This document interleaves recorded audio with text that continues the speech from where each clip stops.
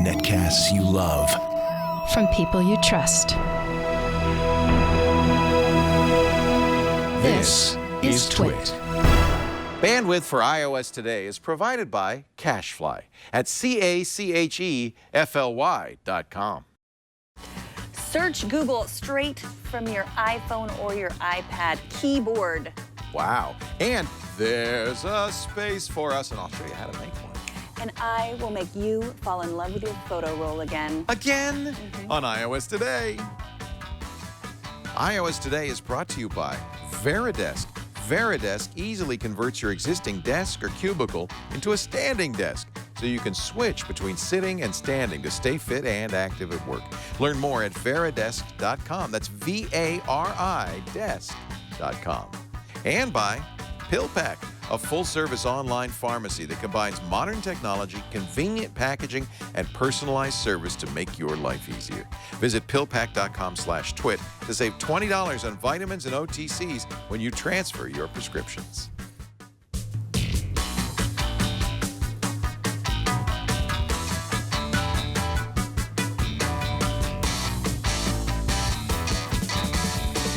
Yay! iOS Today time. Megan Morrone, hello. I love your stripes. Oh, thank you. Very summery. You look nice too, Leo. Yeah, I Laporte. actually look very wintry. I'm wearing a sweater and everything. It's hot outside. It's like Have 80 you been degrees outside? out there. Yeah, 75.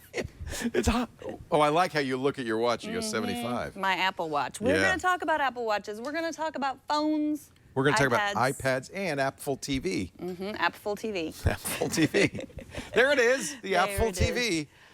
This is the show where we talk about iOS. Although now Apple's really thrown us a curve because even though it is all iOS, they call it tvOS and watchOS. Pretty soon it'll be iPhone OS and iPad OS, but it's all iOS, and that's what we cover. So we're going to talk about keyboards today because Google I/O, the developers conference, is coming up this week. Wednesday. And so this is when Google throws out all of their fancy things they've been working on in their little garage. Yeah. And one of them... Larry Page has this little garage. He just does everything, and it's really cute. Yeah, So they have two big things we're going to talk about. One, we're going to talk about keyboards, and then I thought this was a good opportunity to talk about all the keyboards that we love. Yeah. And to talk about third-party keyboards in general, because in the past they've been sort of difficult Wonky? to use. Wonky, Yeah.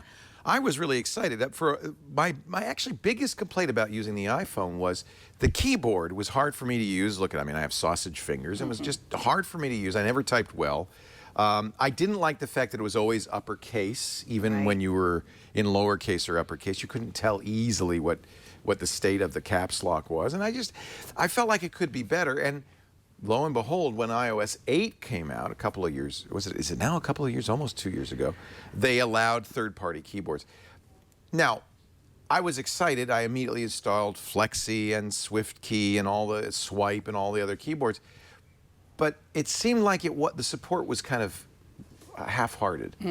As soon as you had to enter a password, for instance, Apple said, oh, well, this is a secure thing. We don't trust those keyboards, so we're going to move back to the Apple keyboard, which, of course, is the one place I had the most problems with, upper and lowercase numbers and typing exactly right with unable to see what I'm typing because it's dots. That's exactly where you want your favorite keyboard. Anyway, is it getting better? Because I've kind of went back to the Apple keyboard. Well, I know. I didn't know it had been getting better. So on Friday, they announced Gboard for Google. I'm not a huge fan of the name, but I love this keyboard.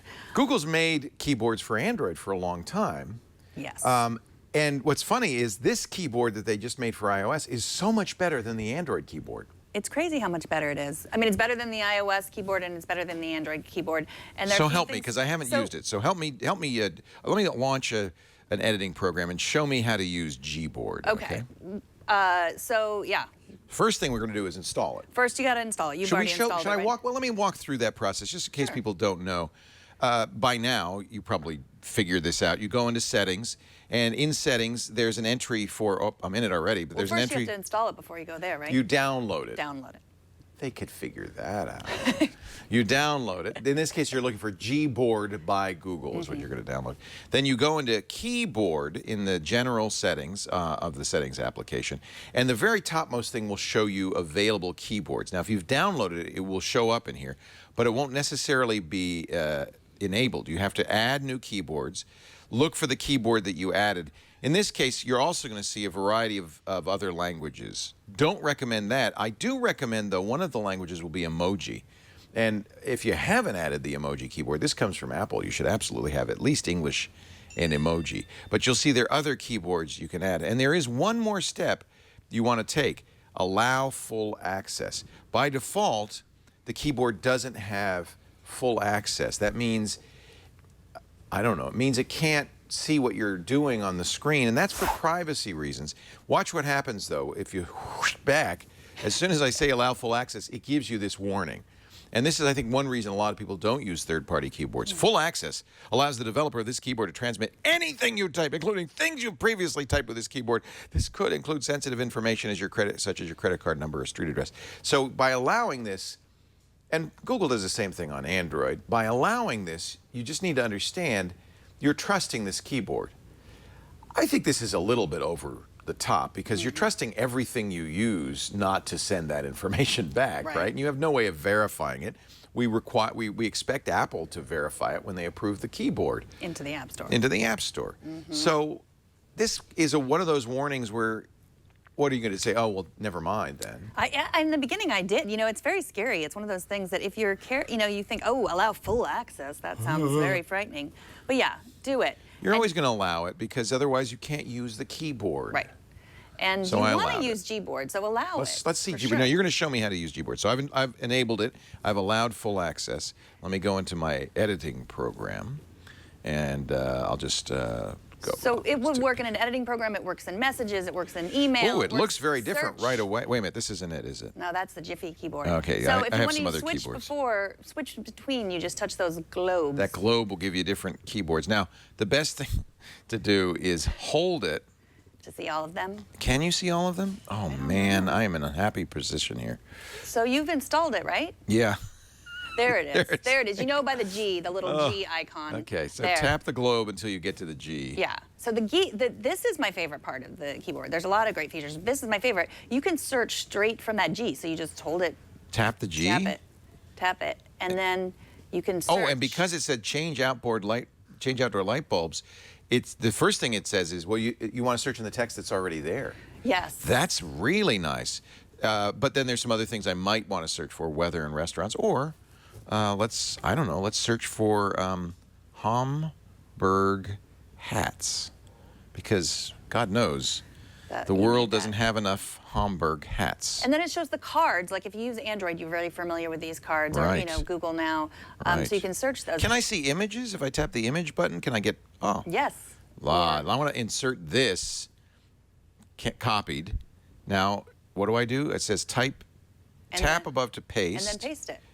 And then, oh, see, I can't paste What images. program is that? This that is you're an using? editorial, it's a text. So yeah, it works in docs. The Okay, most useful feature. let me launch. Probably Notepad would be the one to launch, right? Yeah. Apple's Notepad. I think the most useful search feature that I've already used several times this weekend is in messages. When someone says like, "Where are we going to dinner?" and you say, "We're going to."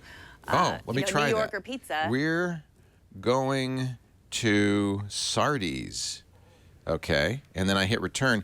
Now I'm in here. If I tap this search, is it going to pick that up? No, you have to search in there. So you just would Look type at that, and then Sardi's and the then Church of the Living Dead. That's exactly where we're having dinner, and then I could just paste that right into if it the were card. a location, then that would be more useful. The Sardi's I remember. So I've used that in messages several times already. Maybe Here, I meet should us have here. picked a restaurant from this century. Would have been could probably have, a good yeah. idea. So and then you But just that's tap, cool. and then it gives the location, so the person can click on it, and it opens maps. You can also search GIFs too, which is incredibly useful in communication. So let's go back to cats. You know, maybe I for some reason had typed cats in my notes here. We'll tap that. It will know, of course. See, it has cats there, and I can search for text. I can search for images, but I can also, oh baby, cat gifs copied, and then we'll just paste that in, and suddenly this note is very interesting. It's not wobbling though. The other really useful feature is I use this when I'm tweeting. It has an emoji search. So if you've ever been tweeting and you know you're limited to 140 characters, and as you know, I like to talk a lot and write a lot more than that. So awesome. So I was tweeting something about fire, and it just automatically suggested the fire emoji. I saved 3 characters, which I love. The new Gboard keyboard is amazing. And then I should search, what should I? Well, you could say "and on fire." And on And I'm on. fire, and then I just type the search button, and it's still got Hamburg hats. Oh, It that's didn't- interesting. It didn't pick just up. suggested it for me. What? You are in there. Well, that's not a problem to type fire, but so. And by the way, this would be great. I can now paste the location of the Petaluma Fire Department. Right. Right. don't right in don't there. do that. Don't frighten let's. people. By the way, notice that if you want to have locations that you are, so you it did somehow know that I was near Petaluma, but let's turn on locations, and that's another thing you have to allow. And now the local results will be better, but it did a pretty good job. I love And it. here we'll paste in a picture of Donald Trump because there's nothing better than a picture of Donald. So you can. This is awesome. And then here's some fire, and here's some GIFs or GIFs. Look at that. Yeah. And the news today, I don't know if you saw on Bloomberg, Twitter, now you can, the pictures don't count as your characters in Twitter anymore. What? I don't know if that's proven, but How there's an could that article in be the case? Bloomberg. So you can put a picture and use 140 characters to describe your picture. So this is really most useful when you're posting on Facebook and Twitter and other places if you want, or if you're sending a message to somebody. Yeah, Let me instant try that. I'll send an instant message saying where I am. So here I am, and I say meet me at New Marvin's. Actually, it's not called that anymore. What's the new name of it? It's called Sax's Joint. S-A-X-E? No E. Sax's Joint. Okay. Thank God we have our executive producer, Paul Block, here today to help me. So I think you have to search and then cut and paste. So, Yeah. yeah, see, it still thinks I'm going to Sardi's. So then you have to, I could do this, copy. yeah. Sardi's. I want to go to Sardi's. So then you would search in the box for Sax's Joint. Yeah, so we'll just do that. And then it should know. Now, can I, yeah, there it is. And then you just tap and then Tap this. and then paste. That's, oh, look, it did And it. it's It the actually did it location. before I even did anything. Hey, that's nice. Isn't that nice? So I could send that text message, and that would immediately send you the link Right. that you would need to get a map and phone Now, number and all that. have you ever been a fan of the glide typing? The swipe. Google yeah, calls that's it all I glide use. typing. So, but you can use that. You can just swipe. This keyboard, this Yes. keyboard gets better and better. I mean, this is really the best way. And I know some people don't like this, but if you try it, you get used to it, and you'll see it is a more accurate way to type. And it's using Google machine learning, so it's predictive text that's smart, because Google is smart, because Google has all of our information. Oh, and it is it's giving me learning. predictions here. Okay.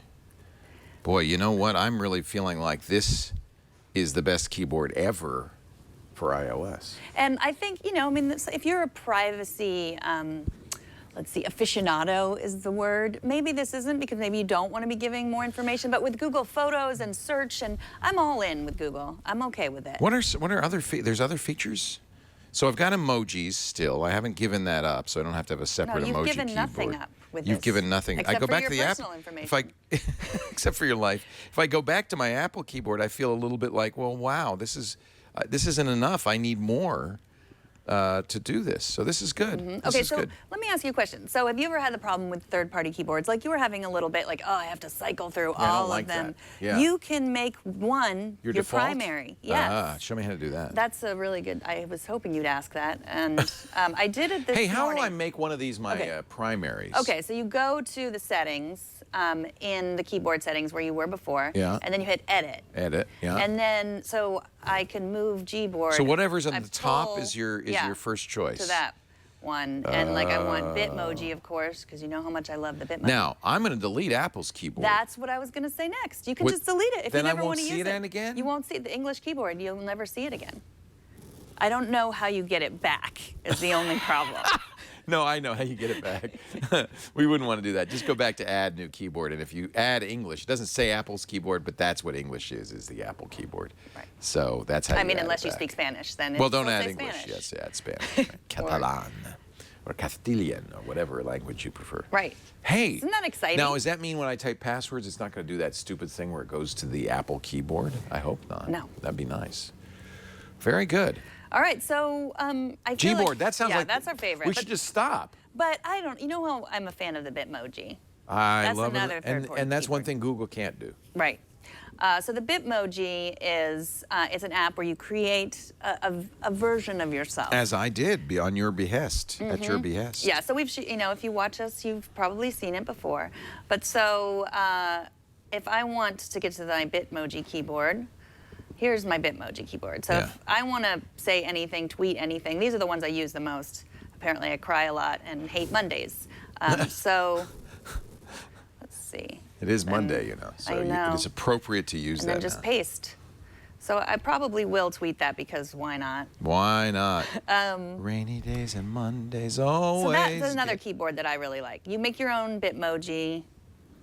The hair, I feel like you. all the other keyboards I've been using, like Flexi and the GIF keyboard, I don't need anymore because of Gboard, the Google keyboard. Let's see which other ones I was going to show you all this What stuff. about the GIF? Well, yeah, I guess Giphy you don't really need either, do you? You don't. Google has just obsoleted. Now, of course, searching by emoji is nice. Yes. And that's something, I think, is that Flexi? Well, you can search emojis too. I don't know in what Google. keyboard I am in anymore. I think that was the Giphy, or is that Flexi? It's Giphy, You don't need it's anything Flexi. anymore. You don't need any of Okay, that because unless this is you all. hate Google and you don't want to use any Google products, in which case Microsoft has their new keyboard WordFlow, which if you just want the swiping, That's just I've swipe. got that here. Let yeah. me see that one. That's Because I do like swiping. here. Of course, Swipe invented this. SWYPE. Yeah. But this is for Microsoft Garage. Now, one thing you can't do on the Google keyboard, and I think this is probably Apple prevents this, is dictation. So the Google keyboard on Android, they have a little microphone on it. But because we always have Siri available to us using the home key, I don't think that that's a great thing that's missing at all. So swiping is good. That's a little prettier swiping than the Google swiping. Right, and I showed this off because you can make it, the keyboard on the iPhone, the WordFlow keyboard, you can make it on the side of the screen. I showed you that before, so that if you wanted to type with one hand, I'll set that up so that.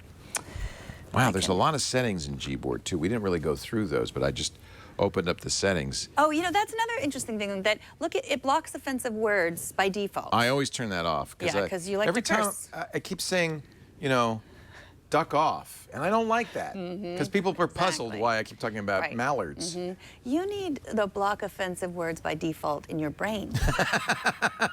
Google, do that next, please. So I turn off block offensive words because gosh knows I love them. I love this that I could disable caps lock because that's kind of confusing sometimes. This allows you to look more like the Apple keyboard. If you turn off show lowercase letters, it'll always be uppercase. So if you're one of the people who likes, and some people like that.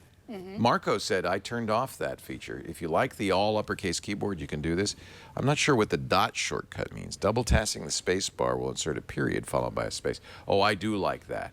So when you're at the end of a sentence, instead of hitting a period, you just double tap the space bar and you can start the new sentence and it'll automatically add the period. You have Just your one own? space, not two. You look like an old person if you add two spaces, because that's the way we used to do it with the typewriter, remember? Yeah, but that's the point, is you double tap the space bar, it replaces the first space with a period. So you don't look like an old person Yes. anymore. Don't look like an Unless you old look in the person. mirror, then all bets are off. Speak for yourself. Glide typing, I like that. Emoji suggestions, I like that. Auto correction, auto capitalization. That may confuse you. That's where it automatically capitalizes at the beginning of a sentence, things like that. Sometimes I don't want it to do that. Character preview, that's nice. That's where it pops up the letter as you tap it. This is pretty sweet. This is nice that it gives you all those capabilities. It can even show you whether it will search through your contacts. Of course, it has to have access to them to do that. And if you want a little more privacy, you could turn that off. So this is nice. So yeah, you may want the Microsoft keyboard. You may want other keyboards, but boy, Gboard seems to have really owned it. Very nice. They owned it. They owned it. They own it. Flexi, Any reason to show that anymore? I don't think so. I don't know. There's one called Clips that What's that? It just lets you cut and paste things you've recently used. So it shows the spit emoji that I have here, and I guess you can, if you use the same language over and over again, you have like a little clip, and then you can just paste it in there. Yeah. Sort of thing. Yeah. I kind of like the Google's keyboard's memory for other searches, because that may be something you want to do again. Mm-hmm.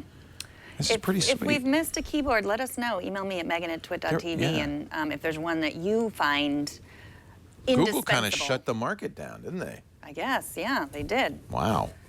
Got to put Thanks, that on Google. all my iOS devices now. And your brain. It's really nice. Yeah, shut my brain down right now. Let's take a break. Yes. And then we got news, we got questions, and we got our app cap, which is another Google product. We'll talk a little bit about that in the news. First, though, I want to talk about our new desks. I'm so excited. So we're building a new studio. I think some of you know that. I know, and a lot of you are saying, wait a minute, you just build this studio? We did. They sold the building. They're turning it into a brewery. Where I'm sitting right now, that's where the hops will be. So not much room for us anymore. We found a wonderful new space. We're going to have it very similar, but we decided, you know, when we put desks in for the staff, we're going to get Veridesks, because a Veridesk is wonderful. It gives you the opportunity to do a sitting or a standing. And one of the reasons I did it, did you see Silicon Valley? You know, the new Pied Piper offices on Silicon Valley? Those are Veridesks. I went, wait a minute, that's what our desks are going to look like. Nice. We are very excited. Veridesk, we've known them for some time. We've talked about them before. Sometimes when I see a Veridesk, it makes me feel this way. Like dancing. Like dancing. We all know that standing at a desk can really be good for a whole bunch of health problems. It reduces obesity, decreases blood pressure and high blood sugar. I try to walk and stand a lot more. And you know, it's not even just that. It's when you're sitting in a chair, you slump a little bit, you just lose energy. So then what's nice, though, is not to be forced to stand, but to have the option. And that's what's so great about Veridesk. Veridesk offers a variety of height-adjustable desks, so you can switch back and forth. I love this one that we're showing in the video. This one goes on top of your existing desk, so you don't have to get the boss's approval to modify your cubicle. You just put it right there on top of your desk, and now you have the option. And by the way, these are perfectly balanced, so you can put, you know, your monitor, your computer on there, a plant, as this person's done, even hot coffee, and with just a couple of fingers, raise or lower it. You don't even have to assemble these. This is not some crazy puzzle you're going to get. They come fully assembled. You pull it out of the box, put it on your desk, put your monitors and your gear on it, and you're good to go. This is awesome. 11 different height settings, completely adjustable. Lifehacker named Veridesk as one of their top best standing desks. Product hunts featured at Gear Patrol. And prices start as low as $175 with free shipping in the continental United States. And of course, a 30-day, no-risk money-back guarantee. I love this. I'm so excited that we're going to get these throughout the studio. I think it's going to be better for our staff. They're going to love the option. You are too. And I think it's going to look great. Even our in-studio desks, our office desk, everything. It's all going to be Veridesk. If you want to get Veridesk in your life, go to varidesk.com. They're online. Check out all the different products they have, the full range of height-adjustable desks for office or cubicle.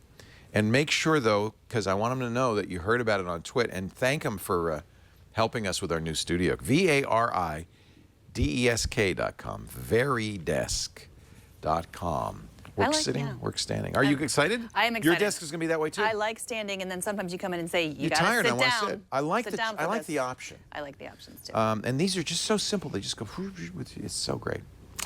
All right. So some iOS news. Apple announced Friday they're going to be providing free iPads, MacBooks, and Apple TVs to 114 U.S. schools in an experiment to bridge the tech divide between rich and poor students. So presumably they're going to give these all to rich students. No, they are not. So I thought this was interesting and would be a good thing for us to discuss, because, you know, our school district has iPads. Yeah. They're not wonderful. You're not going to like what I'm about to say. They're Go. not wonderful. This is clearly a response to the fact that Google Chromebooks have suddenly become dominant in schools. 21% of all purchases last year were Chromebooks, and that came at the expense not of Apple, ironically, but of Windows machines. People were buying replacement computers for their Windows laptops, and instead of buying another Windows machine, they were buying Chromebooks. But Apple, I think, is also a little bit concerned. They'd like to see more iPads in schools. I think that a Chromebook is maybe better. It's got a real keyboard. It's a real computer. It's much more limited in terms of games and distractions. iPads have to be carefully monitored and controlled. There's a massive investment that the school has to make in software to run the iPads, to maintain the iPads. And iPads themselves are very expensive and somewhat fragile. They're twice as much as a comparable Chromebook, and I think considerably more fragile. So I think that a school should think long and hard before going to iPads. It's been mixed here at our schools, right? The kids agree. love them. They do. Well, they do. I mean, my kids miss the keyboard, though. They don't. My kids actually don't love the Interesting. iPads. But so that's what I said when we talked about this story on Friday, and I said, and Jason and I both agreed, like, yes, I prefer Chromebooks. I got an interesting email from Keith George. He's at the Alabama State Department of Education. All right. Well, here's somebody who knows. He says it's not about the device, it's really about the lesson, which I think you would agree with too. 100%. And so that every school district should think about the lesson first, think about what they want to teach, how they want to teach before they teach. He says, I often try to analogize this another way. Would we spend any time at all debating whether schools should accept pencils over pens? No, because they are just tools. The same should be remembered for technology. There are lessons that would be best completed using a laptop or a Chromebook. There are other lessons in which a tablet would be best. There are still ones in which a full desktop computer would be ideal. In a perfect world, our students would have access to a multitude of different devices so that they could select the most appropriate tool to complete the task at hand and be exposed to multiple systems because we cannot predict which one they will most likely use during their career. Clearly, Keith, but as you know, I'm sure, budgets are restricted. You can't have something for every kind of thing. And many schools are, I'm thrilled to see, doing one-to-one programs that, like our school is, where every kid entering kindergarten, and it's K through 12 in Petaluma, will have an iPad. And I agree, that's better than nothing. And I don't hate the iPad. And you hit my hot button, which is, it's sad because what often happens, and I think this happened in Petaluma, is they get a grant for the hardware, but not for teacher training, not for curriculum, not for all the support. That's much more important and much more expensive. And that's what Apple's doing with this program. Good. So this is Apple. So this, yeah, what you said, it's a grant. In the LA Unified School Districts, that was a disaster. They're suing Apple and Pearson. And Pearson. And that, so this which is, made the curriculum for this. So this is Apple, like, they are adopting, and an executive is adopting a certain school district. So like Eddie Q is adopting a school district. He's in charge of it, and I think he grew up with Cuban parents, so he you know, is in a school district where most of the kids speak Spanish, and feels really, it seems like a great program. That an Apple employee is going to spend 114 days a year at the school working with them. That's important. It's specifically rural communities. Because the other thing I said was, you know, it's not the same as it used to be. Like, I feel like my kids' teachers really do understand this technology, and it's not like it used to be when, you know, maybe even when your kids were in school. Well, do you remember, even on the screensavers, we did a big thing of wiring a school. I think we spent a 3-day weekend wiring up a school, getting Ethernet in there, getting computers in there, and then we left. And I think that that's really what often happens, is companies come in, they give them hardware, and then they say, okay, hey, good luck, have fun with that, and they're gone. Right. And the teachers then have to figure out how to use it, how to incorporate it in the curriculum.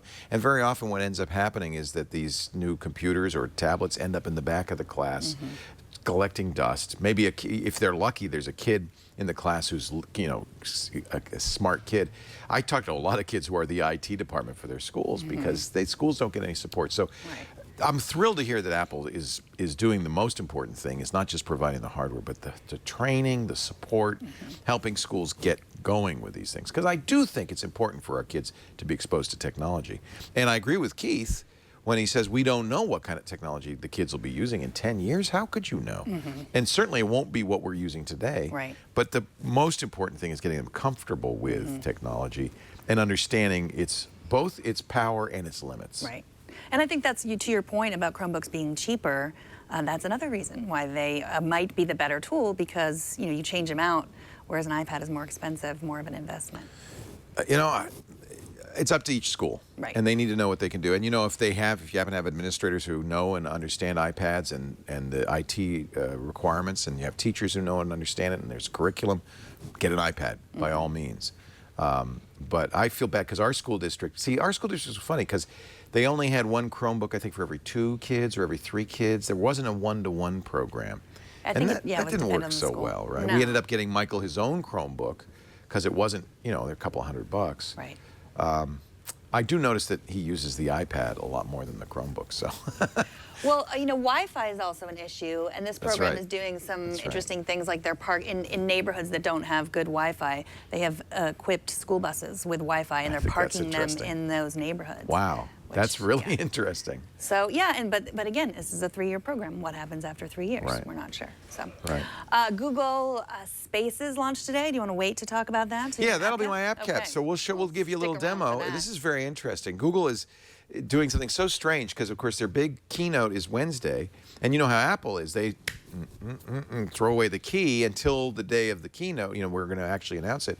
In this case, Google's already released Android, the new Android. They've already released this new application. They've put a lot of stuff out already. The keyboard came out, a week and a half ago, something like that, or last week. Yeah, Friday. So they haven't been holding on tight, which makes me, I don't know if they're going to have big announcements on Wednesday or they're just going to follow on what they've already talked about. But it's nice that both Microsoft and Google, which one would think be hereditary enemies of Apple, have both made some of the best iPad software out there. If you haven't looked at the Microsoft apps, if you haven't looked at the Google apps, they're doing better stuff in both cases than they are for their own platforms, which is surprising. The Microsoft Office for the iPad's better than anything on Windows or Windows Phone, I should say, or Windows tablets. Well, speaking of iOS software, time to update yours. 9.3.2 is here. When did that happen? That happened today. It's interesting. Apple's really doing this more often, aren't they? Yeah, this fixed some Bluetooth problems on the iPhone SE. And Okay. neither of us have that. Okay. But some other bugs. Improves the security of your phone or iPad. So. Yeah, they're usually very kind of quiet about exactly what security flaws are being fixed. But you don't just have to have an iPhone for 9.3.2. This is also available for the iPad. And whenever Apple offers that kind of update, one should always take it. But I've learned my lesson. Remember that one update where it broke everything? I always wait at least an hour or two. Because if I don't hear cries of pain from the rest of the studio, then I know it's okay. So far, no cries of pain. So dictionary definitions could fail, addresses an issue that prevented typing email addresses. The most important one is these security issues. And they put a security bulletin out, but they're always, and I understand why, they're always a little careful about talking too much about what updates they're making. So you know who else got an update? Instagram. Instagram. Have you updated your Instagram? Okay, well, how do you feel about this? Somebody was complaining. Both Uber and Instagram seem to kind of willy-nilly change their icons. Like, where is it? Where'd it go? It used to be a Polaroid camera.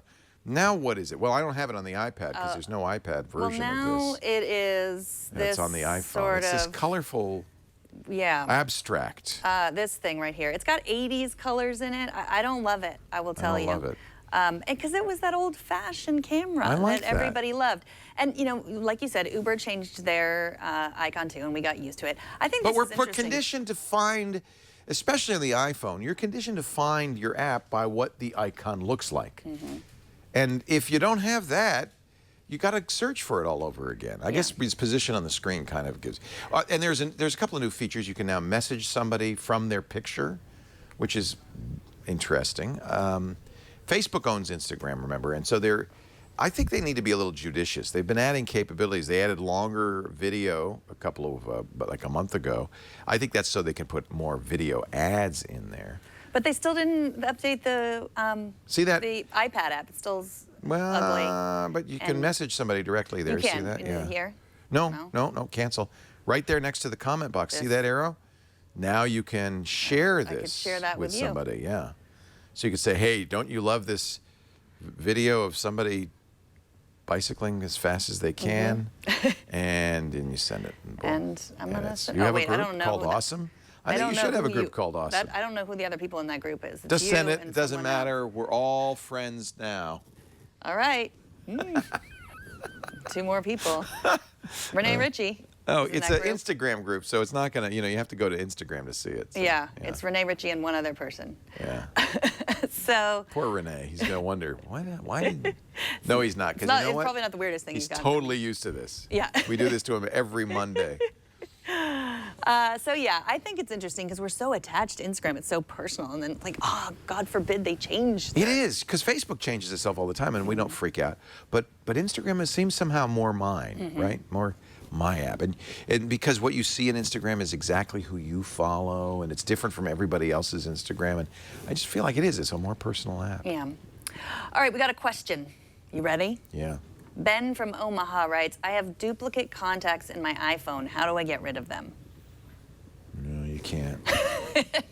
Sorry, Ben. Yes, you can. So, a couple of things you can do. There's a merge command, and I use that mostly. So, why you have duplicates? Well, there are lots of reasons. Sometimes it's an actual duplicate. You know, it's exactly one-for-one duplicate. And that means something went wrong with sync, or you synced with 2 different systems, and you had the same phone numbers and they merged. More often, this happens to me. For instance, if I add Facebook contacts to my phone book, which I do, because people keep their Facebook stuff up to date, so it's a good way to keep your contacts up to date. Often that will be added as a second entry. So I'll have a Megan Morrone, my original entry, which was hand entered with all your stuff, and then Megan Morrone's Facebook information. You want to merge that. So there's a merge button in the contacts, in the settings. You can do it on the desktop, you can do it on the iPhone. I don't know if you can do it on an iPad. I've never tried it on the iPad. And what it tries to do is say, oh, and it'll tell you ahead of time before you do it, hey, I found 163 contacts who have the same name. Would you like to merge them? There is a risk to that. It's kind of linking them, so you can separate it. But the problem, the risk with it is that sometimes it misidentifies contacts. It's never, computers they're not as smart as humans, and even humans make mistakes. So that maybe I have, for instance, found in my contacts, Jim Louderback's phone number with Megan Morrone's entry. And that's confusing when I call you and I get Jim. I go, Jim, what are you doing on Megan's phone? So that's the risk, and it's always been a problem. Syncing is, on the other hand, having been through the sync wars for years, starting with the Palm Pilot, it's gotten a lot better. And at this point, your best bet is to use the merge, clean up as best you can, hand clean up afterwards. And then my strong advice to you is export your contact list out. Once you've got it just right, you may have to spend a couple of hours going through it, pruning out stuff you don't want. Your 5th grade teacher, are you going to ever send her another Christmas card? Probably not. So prune that stuff out. Fix any errors that are obvious. And then save that contact list. That's kind of now your perfect address book. Save that out and back it up. And that way, if there are messes, which sometimes will happen, you get a new phone and it syncs and everything got messed up, you at least have the one good contact list. So I'm wondering if I can do the. Show it without showing all your friends. Well, I'm going to show all my contacts, of course. But everybody who's in my contact list now knows that your big risk here is that you're going to get shown on TV. Let me see. I don't see. You have to take. I don't see that feature in the contacts. Is it in settings, maybe? I don't know where it is either. But we've gone over this before because you don't want to show your Gmail contacts and your Facebook contacts and your phone contacts. Yeah. Yeah. Here, mail, contacts, and calendar. Maybe I might be wrong. I thought I could do this on the iPad. I don't. Maybe you have to do it on the desktop. Is that the only place you can do it? You can certainly do it on the desktop if you have an Apple device. It is one of those things that seems more complicated than it should. Yeah. Well, it's complicated because it's complicated behind the scenes as well. This kind of syncing. You understand why it's difficult, because if you change it in 2 different places, how does the sync know what the official information is? It can't decide. So there are a couple of ways software developers handle this. One is they make 2 entries. That's the safest. The other is they do a merge and hope that they're not overwriting important information with non-important information. You got me. I'm looking here in the contact settings, and I don't see a place to kind of clean this all up. Maybe somebody in our chat room can help us. There is a support. If you go to support.apple.com and you look at the support document, HT203565, thank you, Scooter X, they have information there to do that. And as Marie Kondo says, if your 5th grade teacher doesn't spark joy, delete her. Has anybody asked about my new thing? What do you mean your new thing? You didn't notice. I Your thought everybody new would. stand? Yes! It's lovely. You didn't notice? No.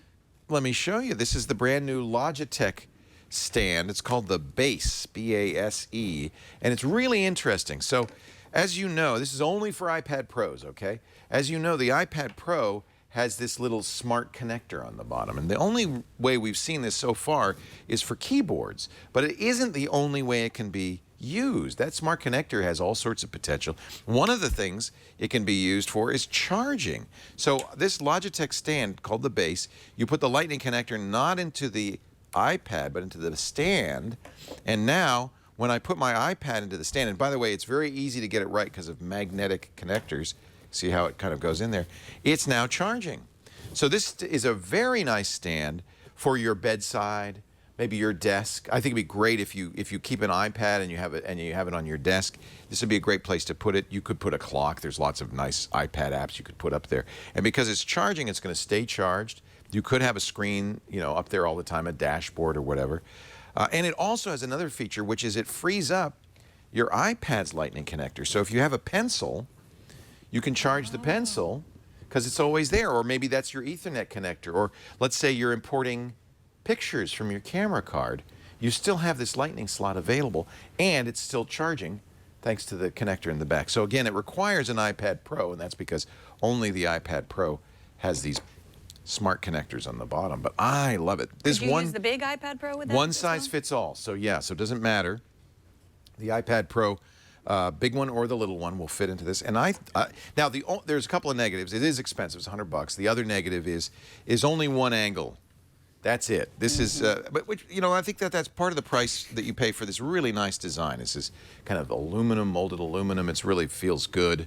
It's a nice base. This is quality. It's very solid. The bottom is kind of a sticky rubber, so it doesn't slide. It's really, it's in there. I think they've done a beautiful job, but as a result, that's the angle. Now, I don't think that that's a bad angle for a bedside table or for your desk, but it's kind of a shallow angle maybe for writing or something like that. $100. It's from Logitech. I got two. I got one for me and one for Lisa. And see how the cases? Most covers, because they have to show the smart connector, will work with this. Oh. So that's another nice feature. Sometimes with covers, they get in the way, but not in this case. I think this is as long as you get a cover for an iPad Pro, it should work. And just fine with I know it doesn't charge when it's in portrait mode because it wouldn't be connected, but can you set it in portrait mode? Oh yeah, of course. So I can have it that way because this thing has a little lip. It doesn't have the magnets aren't in the bottom, so it's not quite as stable, but it's not going to fall off. And yes, of course, it's not charging. It has to be on the smart connector for it to charge. Yeah, I'm very happy, and I'll probably keep using this for our show because I can have power going to this and charge it. Steve C's asking if I can use the back lightning port for dongles. I haven't tried that. I would guess not, but I'm not so confident that I would say absolutely not. Here, let's try it. We've got some dongles. Thank you, Jason. Thank you. Now it's a very good question Steve asked in the chat room. He's even provided me a dongle with some memory in it.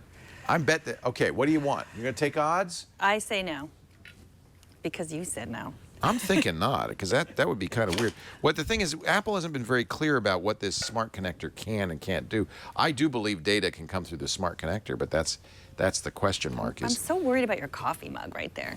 It's been jiggling, but it hasn't fallen off. Okay. I'll put it over here. You're probably right. That's probably a good idea. Now, how would I even know if it's working? I don't know. It should pop up something, right? Wouldn't it pop up? Yeah. Because we've gotten that to work.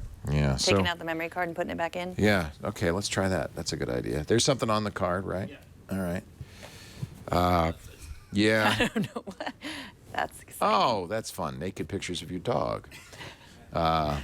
Is that no? No, I think it's not going to work. So there you go. We tried it. What about in the side? Well, yeah, we'll work in the side. That's the beauty of it, and that I know works because I've charged my pencil. But if you want to charge the pencil, download your pictures at the same time. And so I can have this plugged in. See, and it did what it was supposed to do, which it launched the import. I don't know if there's what kind of images are on here. I don't know, Jason. I guess we don't trust. I don't know His dogs are really cute, though. They're very sweet. I don't know why we don't trust the. Actually, it's all my pictures. They do sometimes wear Oh, clothes. I am I've shocked. seen them wear I am little jackets. shocked by the pictures you have on here. It was a naked picture. Oh, Cupid. I took that picture at the Museum of Art, Metropolitan Museum of Art in New York City. Now, if someone's just listening, they're going to want to watch what naked picture So that this is nice because, yeah, it's a statue, okay? Because I can continue to charge it while I import photos, and I think that actually is a nice feature. Or charge my pencil or whatever. So. All right. Well, it's time to talk about your pills. Did I forget to take my pills again today? You know what? I never do anymore because I've got PillPack. Paul, you'd be interested in this. This is a really cool idea. It's a new kind of pharmacy. It's an online pharmacy. You can talk to a pharmacist 24/7. It's not, sometimes you say online drugstore. It's not one of those. It's a real online drugstore where you could transfer your prescriptions over. They take most forms of insurance, most forms of Medicare Part D. But why you'll like this better is, A, you don't have to talk to the druggist in the drugstore at the top of his voice saying, well, you put the salve on your, the ointment there on your elbow. They do it on the phone in privacy. They're great, really great pharmacists, really nice. And the PillPack, this is why they call themselves PillPack, is so cool. So what happens, if it is a salve or a, ointment or an inhaler or something, they send it in the box too. But if they're pills, they'll send them in this wonderful PillPack. And look what's on the back. Your name, the date, images of each prescription medication, exactly what it is, the dosage, the prescription and the dosing information, all on there. And then I'll show you over here. On the PillPack itself, they've got the date, the time. So like this is for Sunday morning. These are what's in here. You tear this off. It's really easy. You just tear it right off. It's great for travel too because you just tear off the packs you need, throw it in your suitcase. You never have to say, did I take my pills this morning? Because they're gone. They're gone. You never have to say that. They use image recognition to make sure there's exactly the right medication in here. That's why the back of the PillPack is clear. The cameras are taking pictures of that medication. And then the pharmacist also double checks it. So it is the most accurate form. And the best of all, none of this costs extra. This is free. The shipping is free. The PillPack is free. It's all just covered by your insurance. Whatever your copay is, that's all you'll pay. I want you to go there right now, PillPack.com/twit, and take a look. They'll tell you immediately if they support your insurance. You can transfer your prescriptions over. If you do that, by the way, we're going to give you $20 on vitamins or over-the-counter medications when you switch as a little thank you. It's such a good idea. PillPack.com/twit. This is the way all pharmacies should be. This is the way your new pharmacy is when you go to PillPack.com/twit. Save $20 on vitamins and OTCs. Isn't that great? Don't you love that, Paul? Absolutely. Yeah, because you never have. I always wonder. Oh, I can't remember. Did I take my? And you don't have to. Yeah, you can have Elliot's pills. They're just vitamins. But you pack. I used to have to pack the pill minders, and gosh, you get to the end of the weekend. Oh, I got to pack all those again. This is so much better. PillPack.com/twit. Give it a try today. You're wearing a funny hat. Yes. It says, Make America Great. It says Super Nice Club.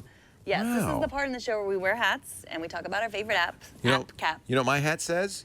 Only you can prevent forest So yours says. Yeah. No, this is my hat. My friend Jeremy gave it to me. That's a great hat. It is from the superniceclub.com. Is there a Super Nice Club? There's a Super Nice Club. He gave it to me because I'm super nice. And all you need to be in the Super Nice Club is to be super nice. Aw. Looks like the hat that guy wears on 30 Rock, actually. Oh, yeah. Yeah. What's his name? Super nice stuff. I do Yeah. think we should get those hats that say different things. Yes, every all the time. show it says something different. Yeah. Oh, what's his name? Yeah, so Super Nice Club, Super Nice app. Ready? Let's see it. It's not the Super Nice app.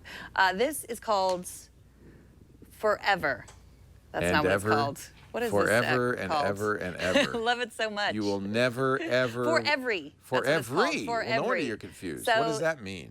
For every. It's for your photos. And now it's an iPhone-only app, but I'm going to show it on the iPad. You know, it doesn't look so great. It looks much better. Well, it's bigger on the iPad. It is bigger. So this is what it looks like on the iPhone. Now, why should I get this app? Okay, so you take a ton of pictures. I do. And then you don't think about them ever again, right? We're missing the moment, we're taking a bunch of photos, and then we never look at them. This is just an app you can open up and remember the things. So here, it divides it into, it's like Google Photos, but it does a few other things. So it will divide it into places, or things, or times, or favorites. So let's tap things. So look, that's a picture of my daughter and I, and under happiness. Oh. These are all the pictures it thinks are happiness. Oh. So it actually Rivera. recognizes Yeah, that you're happy? when I'm happy with the people that I like to hang out with. Well, and it's right, too. Yeah, right? pretty much. There's no pictures of me in there. I don't There aren't any pictures of you in there. That's a weird. shame. Yeah. No, Becky Worley, but no, not you. Not me. Anthony, not you. Anthony makes you happy. I guess so. Togetherness, downtown, child, crowd, landscape, performance. So it's the pictures that we took at NAB. It knows we were performing, or Milo's trumpet concert. Wow. It knows performance. So this, I mean, Google does this. It's a little bit like the Google doesn't thing, do it right? this specifically for like emotions. It doesn't do emotions. No. Or That's times really or amazing. favorites. Yeah. And yeah, it'll do people too. So spending time together. Like it just made a little movie, A Sunset in San Francisco. Wait a minute, it makes It knew that. movies too? Well, no, I'm not a movie. I said movie, but I didn't mean movie. What I meant was just a little Collage, yeah, a montage. collage of all these pictures. Yeah.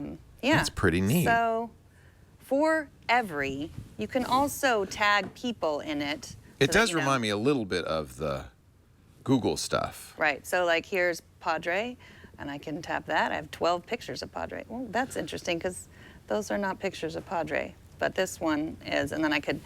Are they put his pictures of name your in there. father? No, those are all the pictures I have of Padre. And I can, you know, like you do with Google Photos, I can put his name in there so I can just search for him. From now on? Yes. Or like there's Jason Howell, and I can put in Jason. Ooh, I could do my no, yeah, that probably looks better on the iPhone.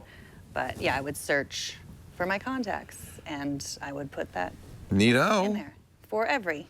For every. And I can take pictures with it too. Very. And I could like I'll take a picture of you and say happy next to it, so then and Would you and please? Paul. Oh, so it doesn't know happy until you say happy. No, no, it just recognized. So, but I could tag so the it question here. is, does it do sentiment recognition? It does. It does. You don't have to yes. tell it ahead of time. But Wow. but That's apparently, pretty cool. So I could tag you as people, adults, Yeah. man, portrait. You know, it's asking me music, but there's no music there. So, yeah. For every and every. So, what's your app cap, Leo? Well, I'd like to show you. We talked about it. In fact, I'm going to invite you to it. Okay, invite me. This came out today, so I immediately scrapped my fabulous app cap. We'll use it next week, and replaced it with Google's Spaces app. Now, the problem is getting it. It was, you know, as always, when a new app comes out for iOS, it sometimes doesn't show up right away in the iOS search. This is an iPhone-only app. And the easiest way probably would be to go to spaces.google.com in Safari on your iPad or iPhone, because at the very top they will then offer the chance to get this app. Now, even though it is an iPhone app, thank goodness, it at least allows me to do landscape mode, so I don't have to flip this around. And here's a chance to create a space. The idea is this is kind of a social network, but it's private and personal to you and your friends. So, you know, let's say we want to make a space about iOS today, right? Wow. That's not what I expected. Holy cow. Maybe I'll go back. So it's an iPhone app. That's Wow. Maybe, see, Apple doesn't really support the third-party keyboards always perfectly. Let's call this iOS. I'm going right back to the Apple keyboard. Let's call it iOS apps, okay? It's weird that the Spaces app wouldn't support the Google It's keyboard. not. It's just It's life. Apple. It's probably Apple. It's I still think they have misgivings about the whole thing. Now I can invite you to my app. I can use messages, mail. This is just, you don't have to hide it. It's a standard share dialogue. I can even do it via Twitter or AirDrop. You can AirDrop. Yeah. In fact, there you are, Megan Morrone's. And so I'm going to AirDrop the Spaces to you. But you see, you have all the standard share capabilities available. There, I sent it to you via AirDrop. So now let's fancy this up though a little bit. I mean, that's kind of boring. I've already added the space name, but let's customize this space a little bit. Let's add a great picture to the space. That's the background. You see, it's kind of it's not real foreground. I can make a post, and by the way, I love this, with help from Google. So let's click that, and what you can do right now is search. So let's search for, let's see, Google Spaces. Wait a minute, I got to change this keyboard. That's horrible. I can't bear it. By the way, don't AirDrop it because it asked me which app I wanted to open it. Oh, you can't open it. No. Okay, there we go. And I'm going to do this right there. Now paste the GIF in a message. Oh, man, yeah, okay, got it. Now, but get out of my way. Dang, nabbit. Remember, I deleted Apple's keyboard. Yep, and now you can't ever get it back. Big mistake. All right. This is the best show ever. This is the best show. Okay, excuse me for a moment while I go replace my keyboard. Holy cow, that was a bad experience. That doesn't always happen when you use an iPhone app, does it? No, it hasn't. That would be a reason not to use Gboard. Ugh. All right, let's go back and add a new keyboard. Please, I want to speak English. And let's maybe move that one up to the top, shall we? There you go. Thank you very much. I don't have to. Do I have to enable that? No. Maybe we should say Apple what trusts Spaces is. I don't know if we really said It's a shared space for you and me to share in the world. So it's kind of a replacement for Google Groups and Google Messenger? Yeah, but unlike Groups, well, I guess this could be public because you can get a URL that you could share. So you could tweet the URL, and then it would be a public space. So yeah, I guess it could be. Or Facebook groups, like a Facebook group, a private Facebook group. Like I ran the Beta Breakers over the weekend, and we had 13 Mother Cluckers. That was our name, the Mother Cluckers. We dressed like chickens, and we had a big Facebook group.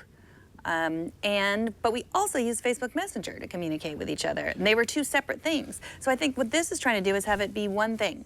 Yeah, or for instance, I could now make this be pictures of the race. You know, we've seen people like Facebook Moments and others, and even Google allows you to do that with shared libraries on Google Photos. But it feels more personal, more private, right? Because now I could just have it be you and me, and we could just be pictures for you and me, and no one else would be able to see it. I've just shared, for instance, this app into iOS apps, so I've posted it into iOS apps. I could also put a YouTube video. I could put images. I could put text in there, and it would now be part of our iOS apps group. You could see other spaces you have going. You could see when Megan has viewed that or done something with that. This is going to be very interesting. One of the reasons Google released it today is they want people to use it at their conference, their developers conference, later this week. And in fact, they're going to have, if you go to the developers conference, every session is going to have its own space that you can join. So you can go, and I think that's an interesting application, isn't it? Let's say you have an event going on and you want to have notes after the event, not just pictures, but maybe you want to keep in touch. I could see classes in school using this. This is so new. I'm not sure we know exactly how it will be used, and that's, to me, the best software is software that doesn't tell you, that lets you develop your own method of using it. So it's called Spaces. It's free. It is available on Android and iOS. It's an iPhone app, though, not an iPad app. Although, as you can see, you can totally use it on iPad. They call it small group sharing. Yeah, and it isn't. I mean, that's one thing. Of course, if you post it on Google Plus or Twitter or Facebook, you're sharing it with lots of people. I think I'm gonna play with this. I like this because we have one of our group, one of our Mother Cluckers, who refuses to go on Facebook. So she couldn't participate in our group. Right. So you could share this with her. Boy, this. You know what? The Apple key. Oh, that's still the Google keyboard. Just write in flags from now on. Wow. That's what you're going to have to do. Yeah. Yeah. This is why you really don't want to use iPhone apps.